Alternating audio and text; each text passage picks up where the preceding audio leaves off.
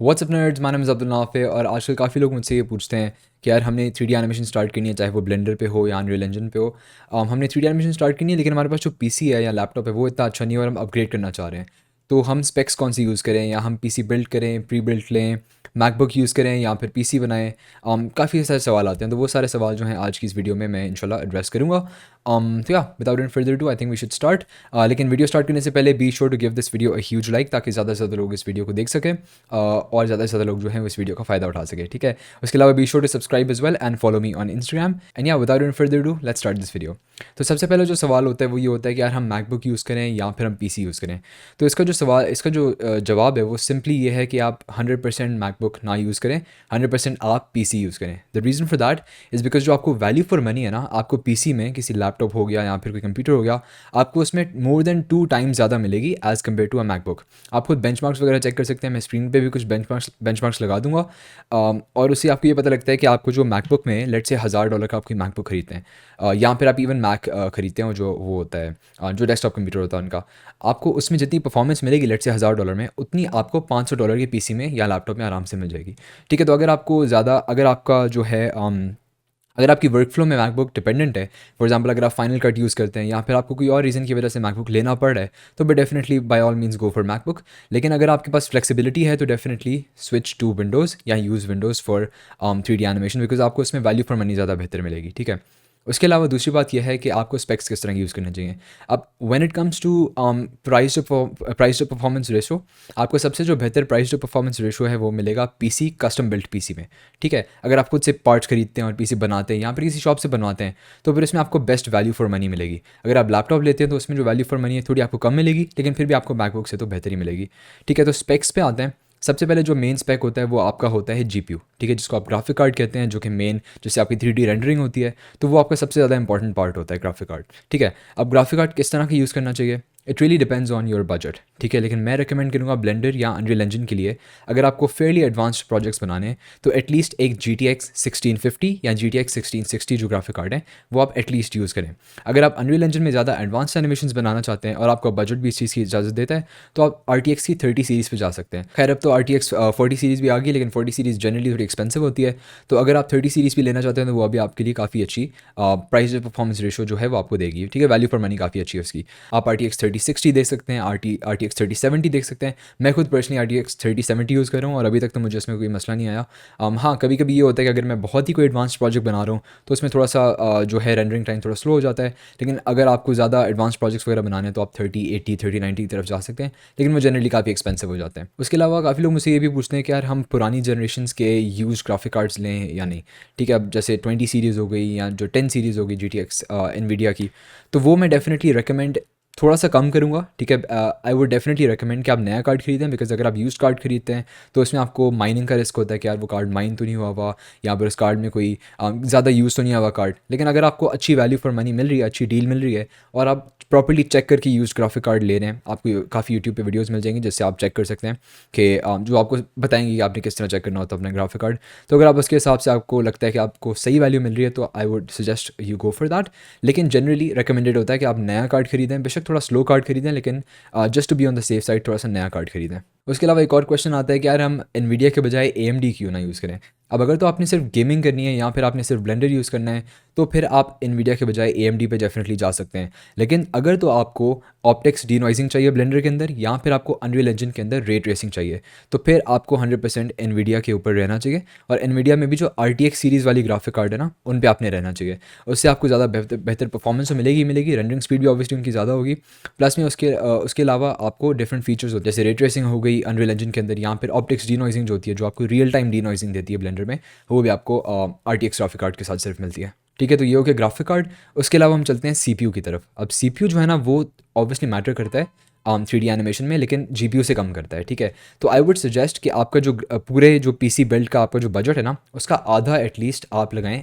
I think at least नहीं, तकरीबन आप आधा लगाएं ग्राफिक कार्ड पे। उसके अलावा बाकी जो बचें आप उसमें CPU पे अपना एडजस्ट कर लें, अपनी रैम भी एडजस्ट कर लें, बाकी सारे पार्ट्स वगैरह एडजस्ट कर लें। जो CPU है मैं आपको रेकमेंड करूँगा कि इंटेल की जो लेटेस्ट जनरेशन है उसका, अगर आपका बजट कम है तो आप उसका i3 लगाएं। जैसे अभी 12 जनरेशन चल रही है लेटेस्ट, आप i3 12 जनरेशन का लगा सकते हैं। अगर आपको थोड़ा सा ज़्यादा बेहतर परफॉर्मेंस चाहिए तो i5 12 जनरेशन का लगा दें, या फिर i7 या i9 लेटेस्ट जनरेशन के लगाएं। अब पुरानी जनरेशन में इसलिए रिकमेंड नहीं करता बिकॉज पहली बात तो आपको वो यूज़ लेने पड़ेंगे, ठीक है, और यूज़ कंपोनेंट्स में आई पर्सनली थिंक कि उसमें थोड़ा सा रिस्क होता है। अगर आप इतने ज़्यादा पैसे लगा ही रहे हैं तो आप नई चीज़ लेके थोड़ा सा ज़्यादा पीस ऑफ माइंड आपको मिल जाएगा। तो I think that's better for you. लेकिन अगर आप यूज़ लेना चाहते हैं और आप प्रॉपर्ली चेक करके लेना चाहते हैं तो वो भी डेफिनेटली आपके लिए अच्छा ऑप्शन हो सकता है, ठीक है। उसके अलावा हम आते हैं रैम की तरफ। अब रैम जो है ना वो आपको generally 16 GB is considered the bare minimum for gaming as well as for 3D animation. लेकिन अगर आप अनरियल इंजन स्पेशली यूज़ करते हैं और आपको अनरियल इंजन के साथ साथ और सॉफ्टवेयर्स भी पैरेलल में चलाने हैं, जैसे अब फॉर एग्जांपल मैं अनरियल इंजन यूज़ कर रहा होता हूँ और मैं लेट्स से उसमें कोई एनिमेशन रेंडर कर रहा हूँ, तो साथ मेरा प्रीमियर प्रो भी खुला हुआ होगा, कभी कभी आफ्टर इफेक्ट्स भी खुला होगा, जब मैं या क्या पता फोटोशॉप भी साथ खुला हो कि मैं साथ साथ रेंडर करके उसे एडिट भी करता जा रहा हूँ। तो उसके लिए क्या करना होता है, उसके लिए आपको रैम ज़्यादा चाहिए होती है। अब मेरे पास पर्सनली 32 GB रैम है, ठीक है, लेकिन कभी कभार ये होता है कि उसमें से भी मैं मतलब 29 GB या फिर 30 GB तक यूज़ हो रही होती है वो भी, ठीक है। तो I personally I am considering कि मैं प्रॉब्ली इसे अपग्रेड करूँगा इन द नियर फ्यूचर इंशाल्लाह। लेकिन हाँ, रिकमेंडेड ये होता है कि आपके पास 32 GB रैम जो है वो अनरियल इंजन के लिए होनी चाहिए। अगर आप ब्लेंडर यूज़ करते हैं और आपने सिर्फ ब्लेंडर चलाना है, उसके साथ कुछ और नहीं चलाना, तो फिर आप 16 GB RAM should be enough for you. 16 GB से कम आई वुड नॉट रिकमेंड, ठीक है। अगर आपको बजट इजाज़त नहीं देता तो फिर तो ऑब्वियसली आपके पास चॉइस नहीं, आप 8 GB पे भी चला सकते हैं। मैंने 4 GB रैम पे भी चलाया है ब्लेंडर को। लेकिन यह है कि आपको अगर बेहतर परफॉर्मेंस चाहिए, ज़्यादा अच्छी परफॉर्मेंस चाहिए और आपको लॉन्ग टर्म इन्वेस्टमेंट अगर करनी है तो फिर आप एटलीस्ट 16 GB पे जाएँ। और ऑल्सो यहाँ पे एक और चीज़ मैं मेंशन करना चाहूँगा कि यार अपना जब आप पीसी अपग्रेड करते हैं तो आई वुड रिकमेंड कि एक ही बार में अच्छे पैसे लगा के और अच्छा आप पीसी परचेस कर लें। बिकॉज ऑनेस्टली फॉर मी, अगर आप फ्रीलांसिंग करते हैं या फिर आप टीचिंग वगैरह कुछ भी करते हैं, आप 3D एनिमेशन से अगर आप पैसे कमाते हैं तो आपको जो पीसी है ना, that's gonna be one of the best investments for you, ठीक है। मैं ऑनेस्टली कह सकता हूँ कि मेरी ज़िंदगी की सबसे जो बेस्ट इन्वेस्टमेंट थी ना, वो क्रिप्टो नहीं थी, वो स्टॉक्स नहीं थी, वो सबसे बेस्ट इन्वेस्टमेंट जो थी वो था मेरा पीसी अपग्रेड करना। बिकॉज़ मेरे पीसी जब मैंने अपग्रेड किया, पहले मेरे पास 8 GB रैम होता था और मेरे पास इंटेल का एक HD ग्राफिक्स होती थी जो उसकी इंटीग्रेटेड ग्राफिक्स होती है, और एक i7 था पुरानी जनरेशन वाला काफ़ी।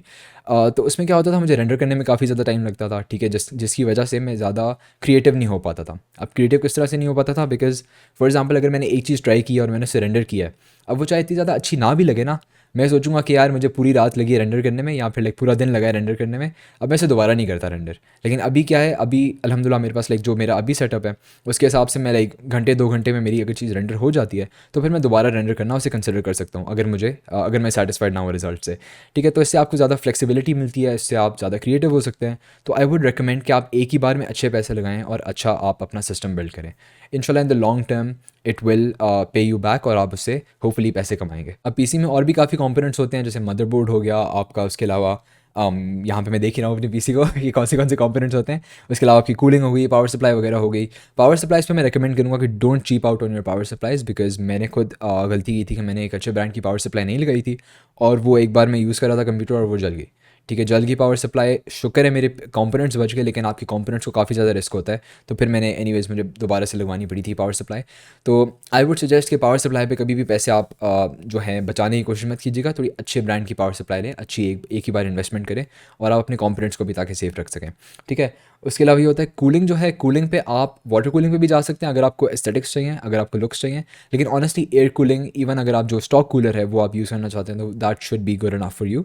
आई डोंट थिंक कूलर की इतनी कोई खास ज़रूरत होती है, स्पेशली अगर आप i3 या i5 यूज़ करें फिर तो आपको स्टॉक कूलर ही लगाना चाहिए। Anyway so that's basically it for this video guys. आखिर में मैं सिर्फ एक चीज़ मेंशन करना चाहूँगा कि अगर आप फॉर एग्जांपल अभी अफोर्ड नहीं कर सकते एक पीसी लेना तो प्लीज़ डोंट फील बैड, ठीक है, जस्ट डोंट बी डीमोटिवेटेड। ज़रूरी नहीं है कि आपके पास top of the line PC हो या टॉप ऑफ द लाइन आपके पास जो हार्डवेयर है वो हो अगर आपके पास, फिर ही आप अच्छे आर्टिस्ट बन सकते हैं। Getting a better computer will not make you a better artist, ये चीज़ आप अपने 100% जहन में रखें। और आप मेरी रिकमेंडेशन ये होती है, मैंने खुद भी अल्हम्दुलिल्लाह यही किया था, मेरी रिकमेंडेशन हमेशा हर बंदे को ये होती है कि आप शुरू करें एनिमेशन सीखना, आप फ्रीलांसिंग करें, थोड़े बहुत जब आप एनिमेशन से या फ्रीलांसिंग से पैसे कमाएं उसके बाद आप अपना पीसी अपग्रेड करें, ठीक है। आई थिंक आपको जो पैसे आपने कमाए होते हैं ना, अगर आप उनसे अपग्रेड करते हैं तो फिर वो मतलब मज़ा अलग होता है उसका, ठीक है। So that would be my recommendation for you guys कि आप लोग जो है लाइक डायरेक्टली शुरू में इन्वेस्टमेंट ना कर दें। आपको पता लगे कि यार आप 1-2 महीना जो है एनिमेशन करें और उसके बाद आपको मज़ा ही ना आए, ठीक है, फिर आप ये सोचते रह जाएं कि यार मैंने अपने पैसे ज़ाया कर दिए हैं। तो हाँ, ये चीज़ अवॉइड करने के लिए आई वुड सजेस्ट कि आप पहले ट्राई आउट करें, अगर आप थोड़े बहुत पैसे कमाते हैं, आपको लगता है कि आप पोटेंशियल है इस चीज़ में, फिर आप अपग्रेड करें पीसी को। Anyway, so that's basically it. अगर आपने एनिमेशन सीखनी है, 3D एनिमेशन सीखनी है, अगर आपने अनरियल इंजन सीखना है, ब्लेंडर सीखना है या कोई भी और सॉफ्टवेयर सीखना है, तो आप मेरे डिस्क्रिप्शन में इस वीडियो के डिस्क्रिप्शन में जाके अनरियल इंजन और ब्लेंडर का कोर्स होगा मेरा, आप वो चेकआउट कर सकते हैं।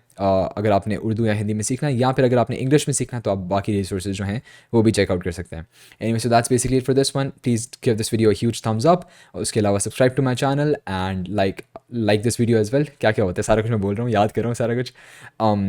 उसके अलावा क्या होता है, हाँ, इंस्टाग्राम भी फॉलो करें मेरा। एंड या that's basically it for this one guys. I will see you in the next one. Good bye.